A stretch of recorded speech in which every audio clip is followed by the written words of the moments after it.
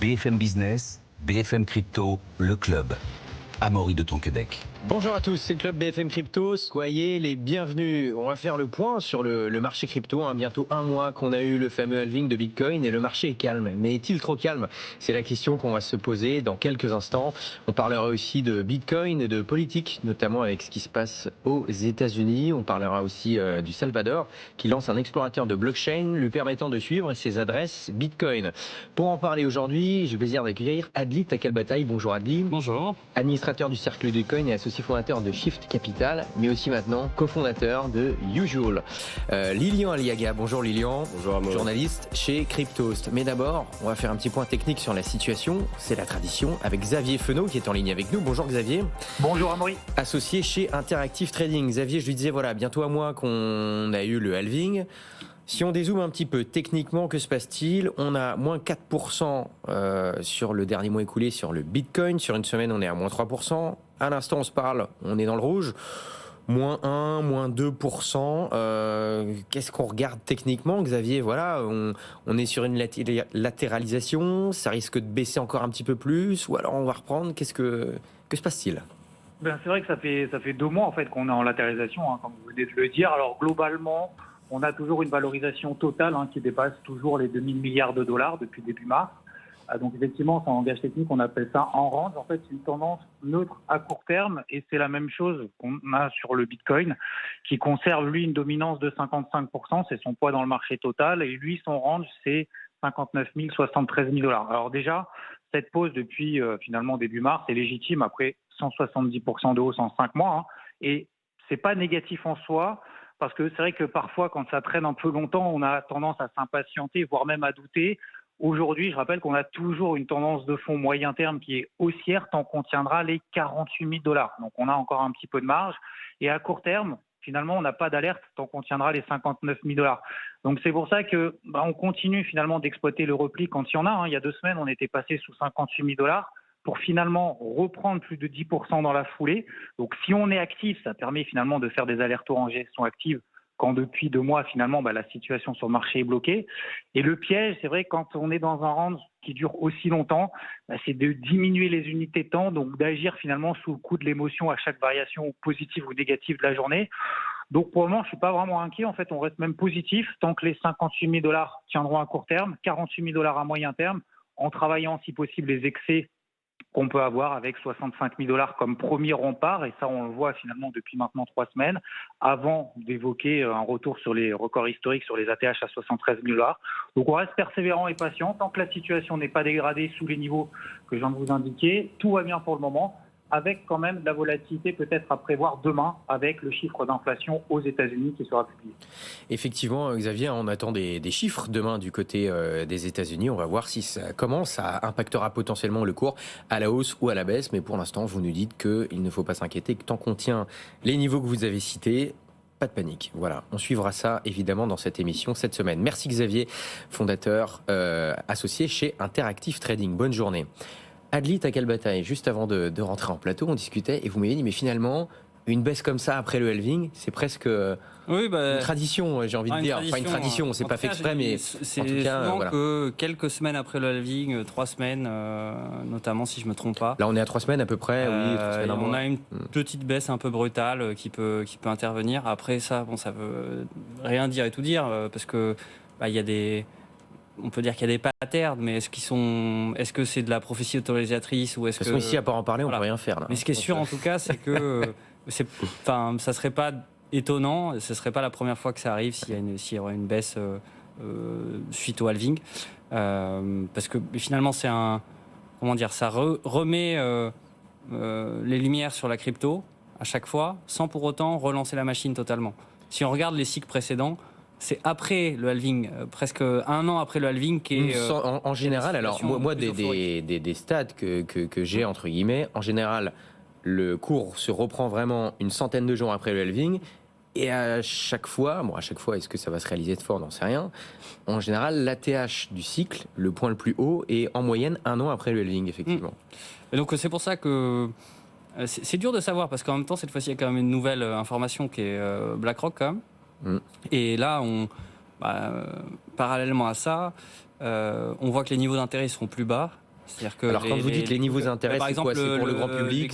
Google Search, qui publie les tendances des recherches Google. Les cryptos, je crois que c'est au même niveau, voire un niveau inférieur à quand Bitcoin était à $20 000 il y a 2 ans, après FTX, etc. Donc, on peut se dire que là, cette hausse, elle est a priori, c'est pas une hausse qui a été faite par le retail, comme ça a pu être le cas dans le dernier cycle où clairement il y a eu un engouement total des cryptos, etc. Même si, par exemple, les plateformes Coinbase, etc., sont plus élevées qu'avant dans les classements de l'App Store, ce genre de choses. On peut aussi regarder du côté de d'autres métriques, mais j'ai pas l'impression que ce soit le sujet qui passionne en ce moment, clairement. En tout cas, est-ce qu'on peut dire que c'est la hausse finalement la plus silencieuse qu'on ait connue? Oui et non, parce que je pense qu'il y en a eu d'autres plus ou moins comme ça dans l'histoire, mais là c'est vrai que on est tout près de l'ATH et tout le monde s'en fiche des cryptos, j'ai envie de dire. Donc c'est plutôt bon signe, hein. Ça veut dire qu'on est loin d'être dans une bulle spéculative comme on a pu connaître à des périodes d'engouement. Après, c'est peut-être une bulle spéculative des institutionnels qui sont entrés dans le Ça, ETF. on verra. Mais voilà. Lilian. Je suis assez d'accord de manière générale avec ça. Il y a une statistique qu'on a sortie très récemment sur crypto, c'est à savoir que les volumes sur les plateformes d'échange de crypto étaient au plus bas depuis 7 mois. On est à moitié moins que ce qu'on avait en mars dernier, donc on compte pour le mois d'avril bien sûr. Symbole que voilà, ce halving passé, les investisseurs sont un petit peu dans l'attente. On avait en fait avant le halving cet objectif en ligne de mire en se disant bon, ce halving arrive, historiquement le halving déclenche des cycles haussiers. On l'attendait, mais on savait très bien que le halving arrivant n'allait pas donner instantanément une impulsion haussière au Bitcoin. On sait, comme vous l'avez expliqué, ça vient souvent quelques temps après. Maintenant qu'on a passé ce halving, on est dans l'attente. Quelle va être la prochaine étape? Quand est-ce que le marché va repartir? Et si on regarde de plus près, en fait, on se rend compte que la hausse qu'on a connue, on a cessé de le dire sur les derniers mois, et c'est un peu bateau ce que je vais répéter, mais elle est majoritairement due à ces ETF Bitcoin Spot qui ont été approuvés. La spéculation en fait des investisseurs qui étaient déjà présents en 2021, qui se sont repositionnés sur le marché, sachant que ces ETF allaient arriver. Les entrées positives de la part des institutionnels sur ces ETF ont porté le Bitcoin jusqu'à son ATH. Mais en effet, si on regarde les statistiques, il n'y a pas de nouveaux entrants sur les plateformes d'échange de crypto, il n'y a pas de nouveaux investisseurs, le particulier n'est pas encore arrivé sur le marché, n'a pas encore retrouvé cet intérêt, et c'est assez amusant de le lire. En effet, je pense que c'est une des hausses les plus silencieuses pour le grand public, même si on a des institutionnels comme BlackRock qui rentrent, on a des gouvernements qui commencent à s'intéresser à cette question-là. Au niveau du grand public, ça n'a pas changé grand-chose d'avoir un Bitcoin qui est à son ATH. Oui, évidemment, quand je parlais de hausse silencieuse, c'était pour le grand public, parce qu'évidemment, dans l'écosystème financier, on en a beaucoup parlé, mais c'est vrai que pour le grand public, dans les médias traditionnels, on va dire, c'est vrai que c'était assez silencieux. Adli? Et il y a une autre, je pense qu'il y a une autre donnée importante qu'on a tendance à oublier encore plus quand on est un peu dans les cryptos, c'est qu'on est encore très tôt, quoi. On a l'impression que on a beaucoup parlé dans les médias, que c'est désormais répandu, etc. Mais en termes d'adoption, si on compare au web, on est à peine à l'an 2000. Là. On est en 99 en proportion de la population mondiale qui touche aux cryptos. Ah oui, c'est intéressant parce qu'on fait souvent la comparaison Web 3, Web 2 avec l'adoption. Est-ce que finalement ça va être comme Internet? Est-ce que finalement ça va être une bulle comme Internet? Et pour vous, Adli, où est-ce qu'on en est dans ce cycle-là? On est là. Ouais. En termes d'utilisateurs, là, en quelle année à peu près 99. Et dans les années 80. Si on se souvient dans les années 99. Non, mais à ce moment-là, il se passait quoi? Internet, il y avait où, le début de la bulle des .com, j'ai envie de dire. Ouais. Après, il commençait à avoir de l'adoption dans les foyers. Moi, je me souviens, j'ai Internet à la maison en 98. Vous avez des souvenirs précis à dire. Donc, oui, ça a été j'avais à peine 5 ans, mais ça a été déjà une révélation. Mais je pense que oui, c'est rentré dans les foyers un peu à cette époque. C'est-à-dire que l'adoption en dehors des early adopters, des premiers consommateurs, elle commençait à arriver. Et donc je pense qu'on a un gros biais dans les cryptos en ayant l'impression, vu que l'information va beaucoup plus vite maintenant, etc., dès qu'on a accès à de l'information et comme on est tous dans nos bulles informatives, on a l'impression que pour beaucoup de gens, les cryptos... ça y est, c'est fini, quoi. Et donc là, c'est intéressant, Lilian. En fait, finalement, là, on a un Bitcoin à plus de 60 000 et on en parle moins que quand il était à 20 000, c'est ça? Oui, ça c'est factuel. Mais il y a aussi le fait que Bitcoin, c'est quelque chose à part dans le marché des cryptos. Bitcoin devrait avoir sa catégorie à part. Le marché des cryptos, c'est autre chose. C'est plein d'innovations, c'est plein de projets qui arrivent. On nous a vendu depuis des années et des années des révolutions dans tout un tas de secteurs. Aujourd'hui, on n'a pas encore touché cette révolution-là. On parlait du gaming, on parlait de plein d'autres choses. Pour l'instant, on n'en a pas vu la couleur, en tout cas pour le grand public. On n'a pas eu un jeu Web3 qui a touché le monde entier et qui a fait énormément de bruit, sans pour autant qu'on sache que derrière il y a une blockchain Et qui ce sera tourne peut-être ou quoi que jamais ce le cas. soit. On ne sait pas si ce sera le cas, mais il faut se dire que ça va très vite dans le marché des cryptos. Il y a 3 ans, on nous parlait de ça. Aujourd'hui, on est déjà en train de se dire c'est terminé pour le gaming. 3 ans dans l'histoire d'une industrie, c'est rien du tout. Pour développer un très bon jeu Web3 qui va justement exploser aux yeux du grand public, c'est pas 3 ans seulement, il faut du temps derrière. Vous regardez le développement de GTA 6, ça fait des années qu'on l'attend.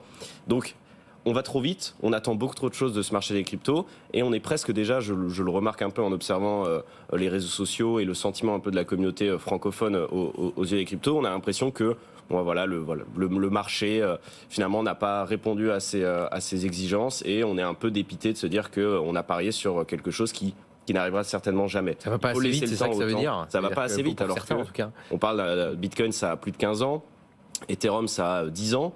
Donc le temps que tout ça se développe, on parle de technologies qui sont extrêmement jeunes. Il faut laisser le temps à ces choses de se développer. Parfois peut-être de rater. Tous les secteurs ne vont pas être révolutionnés par la blockchain. Certains probablement. Mais voilà, il faut laisser le temps aux choses de se faire. Et on est encore très très tôt dans l'histoire de ce marché, ça c'est certain. Oui, effectivement, comme le disait Adli tout à l'heure, la comparaison avec le Web 2, avec Internet est intéressante. Pour finir là-dessus, pour ceux qui nous écoutent, bon, c'est un peu compliqué. J'allais vous demander, Adli, où est-ce qu'on en est dans le cycle? C'est compliqué comme question parce que là, ça veut dire déjà qu'on part du principe Dans qu'il y a le un cycle, ventre mou. alors qu'on n'en sait rien. Mais une fois qu'on a cité tout ce qu'on a cité, les statistiques, qu'on a pris du recul. Là, pour vous, on est quoi? On est dans une pause avant un potentiel bull run. Ou alors on n'en sait rien. C'est quoi votre avis C'est là-dessus? toujours pareil. Si l'histoire se répète, oui, on risque de commencer à revoir de l'agitation en fin d'année et l'année prochaine. Après, rien garantit ça du tout. Même si c'est vrai que pour l'instant, ça joue quand même un peu comme une partition depuis le Qu'est-ce qui pourrait jouer Bitcoin. justement? Vous surveillez quoi, vous? Pardon? Vous surveillez quoi comme indicateur? Enfin, si vous surveillez des choses, d'ailleurs, je sais pas. Hein. Non, mais après, je pense que Peut-être que vous dites, voilà, c'est là plus pour une la tech, question- je regarde pas les cours, non, mais- c'est plus. Moi, je dirais que c'est vraiment plutôt des signaux faibles d'euphorie, quoi. C'est le texto de gens qui m'ont pas écrit depuis 10 ans et qui me disent il faut que je rentre dans Bitcoin, machin truc. Mais il y a eu un peu C'est ça en plus, mars. En mars, il y a eu un tout à début de ça, Mais un très, peu. très léger. Enfin, je sais pas, mais il y a eu un début. Je suis Nous, d'accord dans la avec ça. rédaction, on est venu Très en léger. parler, Il y a comment on plein de achète petits- des il y a plein de cryptos. petits signaux comme ça. Il y a Ouais. les articles, comment la presse traite le sujet aussi. Ouais. Il y a même le fait d'en entendre parler. Je dirais, et c'est presque moins des signaux de marché, même si bien sûr quand ça, enfin, je veux dire, quand on casse vraiment la TH et qu'il y a plusieurs semaines voire mois de suite de hausse, bon, mais clairement. On est sur une tendance haussière qui a de la puissance, quoi. Mais ça, c'est des indicateurs marché. Et j'ai envie de dire, on peut le voir que une fois qu'on est dedans. Mais en tant que chose à spécifiquement regarder, non, je dirais que le mieux, c'est d'à la fois regarder ces indicateurs marché, un peu classiques, il n'y a pas besoin d'aller chercher bien loin, les indicateurs volumes marché. qui augmentent. Voilà, notamment, comme le disait Xavier tout à l'heure, on aura des chiffres de l'inflation américaine demain, ça pourrait influer sur le cours du Bitcoin. Et en fait, macroéconomiquement, un des gros trucs à regarder en ce moment, c'est après, les taux de la Banque centrale américaine, la Fed, l'élection. qui pourrait baisser. Et après, l'élection américaine, on va dire un mot dans un instant. Mais juste là-dessus, Adil, donc pour vous, sur les indicateurs d'euphorie du grand public, il y a eu un peu en mars. En mars, vous n'êtes pas dit, on n'y était pas, quoi. Parce qu'on a vu l'intérêt Non, sur vraiment, Bitcoin, sur si on Internet, regarde, qui est reparti. Il y a des gens, personnellement, moi, qui m'en ont reparlé, qui m'en avaient pas parlé depuis longtemps. Ça n'a pas fait pareil pour vous? Non, mais enfin non, les gens en ont parlé parce que Après, vous êtes peut-être entouré de bitcoiners. Non, mais hein, peut-être que c'est- la news de l'ETF a fait parler du sujet des médias généralistes. Mm. Mais c'est la news de l'ETF. C'est pas Bitcoin atteint de nouveaux Bah, sommets. On en a un peu parlé. on mais- a quand même battu un record historique Oui. en mars. Oui, mais qui n'est pas resté. Enfin, en Ouais. tout cas, c'est pas du tout le même. Il n'y a pas eu 20 000 articles sur les crypto-bros et leur Lamborghini, tous les trucs bien méchants qu'il peut y Ouais. avoir quand il y a un bull run. On les a pas du tout eu. Il y a eu des news qui ont traité la hausse en tant que telle, parce que maintenant c'est quand même un actif financier plus ou moins intégré à la finance petit à petit, et BlackRock qui a lancé son ETF. Mais on n'a pas parlé du phénomène crypto, on n'a pas reparlé du phénomène Web3, de tous ces termes un peu potentiellement journalistiques ou autres qui montrent que ça y est, c'est de nouveau tendance. Là, c'était pas pour autant tendance, quoi, c'est ça que je veux dire. Donc on y est Il y a pas. l'IA, par exemple, qui est beaucoup plus tendance que les On en a beaucoup parlé. Voilà. Et d'ailleurs, même, il y a une narrative IA dans les cryptos. Donc, voilà. Donc, on en reparlera certainement. Ça va revenir. Du côté de chez nous, en France, une nouvelle. C'est l'exchange crypto, un des plus gros exchanges au monde, crypto.com, qui rejoint l'ADAN, donc l'association qui représente les professionnels du Web3 en France et en Europe. Lilian, une réaction à ça. Voilà, le marché est calme et on voit que ça continue de se développer, en tout cas chez nous. Oui, alors c'est une bonne actualité, on va dire, en France. La DAN, ça reste l'organisation des entreprises du secteur Web3, crypto, blockchain, qui est la plus grosse en France, évidemment, mais aussi en Europe. Donc avoir un acteur aussi important que Crypto.com, qui est dans le top 5, je pense, si je ne dis pas de bêtises, des plus grosses plateformes d'échange de crypto au monde, qui vient d'ailleurs de fêter ses 100 millions d'utilisateurs il y a quelques jours à peine. Donc c'est quand même une très grosse plateforme. Le fait qu'ils rejoignent la DAN, c'est un signal qui est assez fort. Ça fait 2 ans, si je ne dis pas de bêtises, qu'ils sont installés en France, qu'ils se sont installés à Paris pour leur siège social européen. Donc c'était quand même assez logique qui s'intègrent à la DAN, même si toutes les entreprises ne font pas ce choix-là. Donc ça montre aussi qu'ils sont intéressés aussi pour prendre part aux discussions sur notamment la réglementation en Europe. Voilà, puisque le but de la DAN, c'est de porter la voix des entreprises de ce secteur auprès des décisionnaires politiques, auprès des régulateurs notamment. Et donc, voilà, avoir un siège à la DAN, enfin avoir une place à la DAN, ça leur permet peut-être aussi de prendre part à ces discussions-là. On avait le sommet Choose France hier au château de Versailles. Je crois d'ailleurs que Eric Andiani, CEO de Crypto.com, qu'on a reçu dans cette émission, y était. Adli, un mot là-dessus. C'est connexe, mais c'est connexe avec la discussion qu'on a avant. Allez-y. Aussi, c'est parce qu'on parle d'entreprise. Je pense que pour le coup, c'est le moment de quoi ? Je pense que c'est le bon moment pour faire une boîte dans les cryptos. Là maintenant, tenter de lancer une boîte. Mais, parce que soit généralement on est dans une période où il n'y a pas de capitaux et il n'y a pas de bruit. Alors c'est très bien pas de bruit pour construire parce que ça évite. C'est quoi ? C'est parce que l'hiver est passé qu'on est au printemps pour vous, c'est ça ? Mais peut-être qu'on est un peu dans l'entre-deux. C'est-à-dire que là il n'y a pas trop de bruit en ce moment. Donc c'est quand même des conditions qui sont bonnes pour construire des choses. Avoir des rendez-vous, voir des gens, etc. Parce qu'il y a des moments où ça devient surchargé, il y a tellement de bruit que exister c'est dur, réussir à obtenir l'attention de certaines personnes qui sont importantes c'est dur, etc. etc. Et en même temps il y a des capitaux, parce que les capitaux sont décoincés par rapport au bear market, alors que dans le bear market aller chercher des capitaux c'est dur. Donc c'est une période intéressante dans ce sens-là, j'ai envie de dire, où ça fait 2 ans qu'il y a des gens qui travaillent à continuer de construire des choses, etc. Mais sans capitaux. Là les capitaux reviennent depuis quelques mois. Donc c'est très on peut facilement tirer bénéfice quand on a construit pendant 2 ans, en tout cas plus facilement tirer bénéfice, parce que c'est plus simple de se lancer à un moment où on peut lever des fonds plutôt qu'à un moment où c'est pas possible. Et après le côté intéressant, c'est que théoriquement il y a potentiellement une phase haussière en plus en face qui est un bon moment pour lancer un produit, pour réussir à avoir un coup de projecteur ou autre. Donc, mais ouais, ça peut être un bon moment en tout cas pour construire quelque chose, je pense. Parce que il y a potentiellement une période d'excitation après, sans que l'excitation soit encore là, et avec quand même des capitaux qui sont de retour. Si vous êtes prêts, voilà, allez-y maintenant. En tout cas, c'est sur commande de Adli. Voilà, la période peut être propice au lancement d'un projet Web3. Effectivement, on parlait de potentielle phase haussière qui pourrait venir. Elle pourrait aussi être drivée, entre guillemets, cette phase haussière par les élections américaines qui arrivent en novembre, donc dans quelques mois. Et on parle déjà pas mal de plusieurs candidats, mais notamment l'ancien président des États-Unis, Donald Trump, qui lui, au début, était hostile aux cryptos. Puis finalement, il a dit que ça ne le dérangeait pas. Puis finalement, là, il serait presque en faveur des cryptos. Il se positionne de plus en plus. Alors, est-ce que c'est de l'opportunisme ou non ? Bon, ça, on ne sait pas. Mais là, il accepterait carrément, Lilian, les dons en crypto-monnaie pour sa campagne. Oui, Amaury, vous avez tout résumé. En fait, il n'y a pas grand-chose de plus à dire. On est sur Donald Trump, l'un des candidats aux élections américaines, l'un des favoris avec Joe Biden, qui vraisemblablement a annoncé qu'il accepterait les dons en crypto pour financer sa campagne. Lui qui, justement, il y a encore quelques années, était un anti-crypto avéré. En 2019 et je crois aussi en 2021, lorsque le Salvador avait décidé d'accepter le Bitcoin en tant que monnaie légale sur son territoire, il avait qualifié Bitcoin de scam ou d'arnaque. Et puis au fur et à mesure du temps, en effet, donc il a remarqué qu'il y avait de plus en plus d'intérêt pour cette classe d'actifs et pour le Bitcoin en particulier. Ce qui lui avait fait dire que il était prêt à cohabiter avec ça. Parce que voilà, on sait que Donald Trump, c'est quelqu'un qui est pro-dollar, qui voudrait que le monde entier tourne autour du dollar. Et donc, le voir pro-Bitcoin, dire qu'il est pro-Bitcoin comme certains le font en ce moment, c'est peut-être exagéré. Il a dit qu'il était prêt à cohabiter avec. et qu'il est prêt aussi à accepter les dons en crypto. Pour moi, en effet, il y a une vraie question. Est-ce qu'il a compris l'intérêt des cryptos et qu'il pense que ça peut permettre d'évoluer dans une bonne direction pour les États-Unis? J'en suis pas certain. Ou alors il en fait tout simplement un argument de campagne. Pour moi, il a deux intérêts. Il a un intérêt financier d'abord. On sait qu'il a une collection de NFT, qu'il détient lui-même des crypto-monnaies.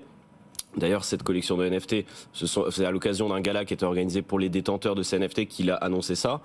Et puis, l'intérêt, évidemment, au niveau des élections, c'est que son but, c'est de s'opposer à Joe Biden. Joe Biden, on le sait, c'est plutôt anti-crypto. On le voit avec la politique du régulateur américain. Donc lui, il sait qu'il a des électeurs à se mettre dans la poche en se mettant pro-Bitcoin, et même, j'ai envie de dire aussi, des entreprises. Tout le secteur crypto pourrait se mettre derrière lui s'il venait à vraiment avoir une politique enthousiasmante pour les cryptos. Lors de ce fameux gala, effectivement, sauf erreur de ma part, je crois Adlik, il a dit, alors il parlait des cryptos en général, pas du Bitcoin, mais il a dit voilà, ça va se développer, donc autant que ça se développe chez nous. C'est ce qu'il disait. Vendredi sur ce plateau, j'ai posé la question à Claire Balva et Owen Simonin, leur demandant, bon, pour vous, le fait que Donald Trump se positionne de plus en plus en faveur des cryptos, pour l'écosystème au global, est-ce que c'est plutôt un top, est-ce que c'est plutôt un flop, ou alors est-ce que ça ne change rien? Est-ce que vous avez un avis là-dessus, Adlik? Bah non, comment dire, tout d'abord, juste sur Trump, je pense que, c'est qu'il écoute de plus en plus son aile libertarienne, j'ai envie de dire, et c'est peut-être ça qui le fait changer de position sur les cryptos. Il y a de la polarisation. Il a dit qu'il y avait trop de régulation, qu'il y avait trop d'éléments bloquants. J'ai envie de dire que après le gros virage protectionniste qu'il avait de ses mandats d'avant, il prend un virage de plus en plus libertarien, qui est très lié à l'alt-right américaine, etc., qui est né aussi, qui est un peu toute la mouvance autour de Musk et X et tous ces gens-là qui, en tout cas, souhaitent Peter Thiel aussi, sont plutôt pour moins d'État, sont plutôt minimalistes en termes d'État, tout en étant assez pro-dollar, mais en considérant que la Banque centrale américaine est en train de tuer le dollar parce que l'État est trop endetté, que ça imprime trop, etc. Enfin, les narratifs classiques, quoi. Donc je pense que déjà, ça vient de là. Après, est-ce que c'est un top ou un flop? Avoir, malgré tout, la première ou la deuxième puissance, on ne sait plus trop maintenant, j'ai envie de dire, du monde, qui est plutôt favorable aux cryptos, et qui est en tout cas une terre de business dans la finance et dans la tech, c'est clairement un plus pour le marché. Après, est-ce que ça va aider, par exemple, à mettre en avant d'autres valeurs dans les crypto-monnaies qui sont déjà perçues comme un truc plutôt de droite, plutôt d'extrême droite, comme on voit le bouquin de... c'est un peu ce que disait Claire Balva. Elle a dit, en fait, ça dépend où on se positionne. Peut-être qu'aux États-Unis, c'est une bonne chose. En Europe, où Trump n'a pas forcément une bonne image, en tout cas, ça dépend pour qui, c'est peut-être pas forcément bien. Mais bon, c'est pas parce que Trump est pro-crypto qu'il va, je pense, être le représentant des cryptos mondiales. En revanche, c'est clair que... Et ça, c'est un risque, à mon sens, c'est que du coup, l'Europe veuille se mettre dans une position inverse et soit farouchement anti-crypto. Ça, c'est un vrai risque, parce que ça s'est déjà vu, entre guillemets. Ça pourrait indirectement influencer l'Europe.